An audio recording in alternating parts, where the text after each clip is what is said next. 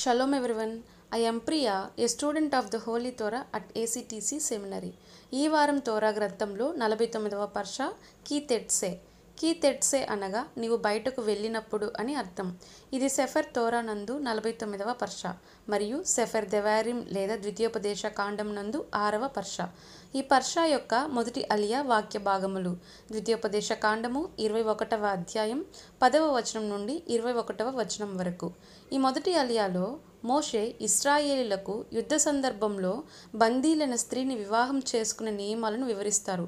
ఆ స్త్రీకి గౌరవం మరియు సమయం ఇవ్వాలని, ఆమెను బలవంతంగా వివాహం చేసుకోకూడదని ఆదేశిస్తారు.